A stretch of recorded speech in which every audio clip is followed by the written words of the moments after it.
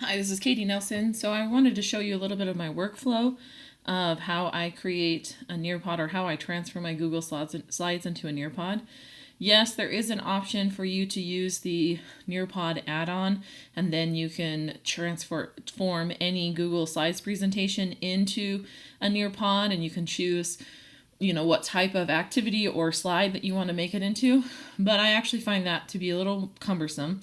And then I also don't like that it permanently changes my Google Slide presentation. And so I prefer this method, which is I'll get started on a new lesson in Nearpod.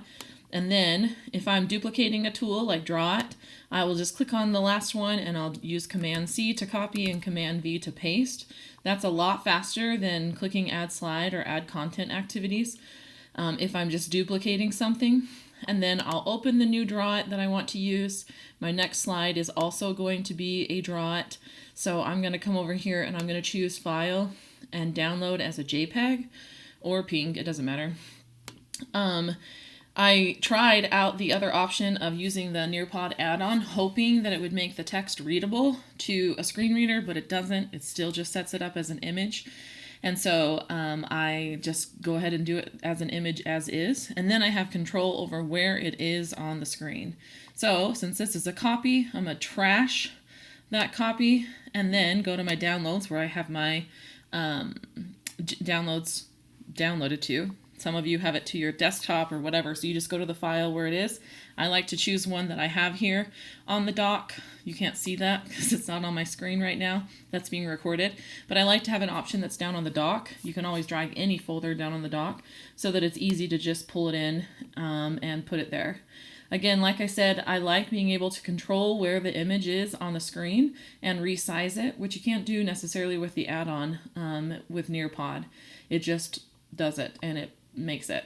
You might be able to go in and edit it once you're in the actual Nearpod. I just haven't tried. So I do that so I can drag the image, the image of the slide, all the way up to the top, because these little task options that are showing right now also represent a bar on the student's screen when they're doing it that has like their drawing tools and their text box tool and stuff like that. So I want to be able to give them space to write down here or to draw down here, so I have to give them as much space as possible. Otherwise it gets really annoying if my graphic that I want them to fill in, like if I want them to put something in this number bond, is down where they're supposed to, where they have their writing tools. It makes it practically impossible for them to write in any of that space. So you can control that. If your slide is too large, you can also resize it so that it fits better.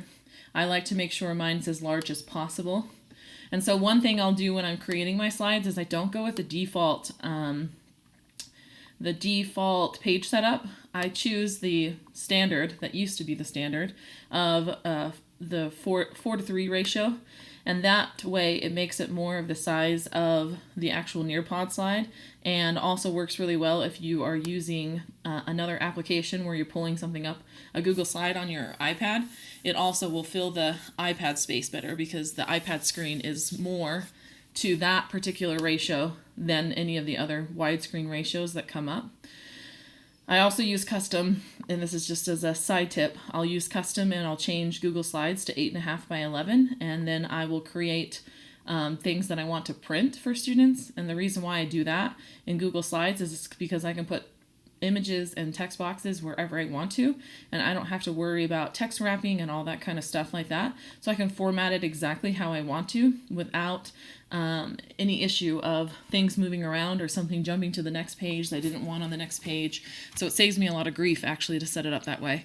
But that's just your side note. So I'll just keep doing this. I'll save this slide. And so then the next one, I want to also set up as a Draw It. So again, I can copy and paste a Draw It, but I can also come up here and I can copy a regular slide and then just drag it to wherever I want to as well. So even if I wanted to use a regular text slide, I could do that as well and drag it wherever I want to. Again, that's fewer steps than clicking on this, clicking into activities, choosing Draw It. All those steps take a little extra time, so I just try to increase my workflow. So again, that's just showing you what I do once I set up the slides in Google Slides. Thanks for watching.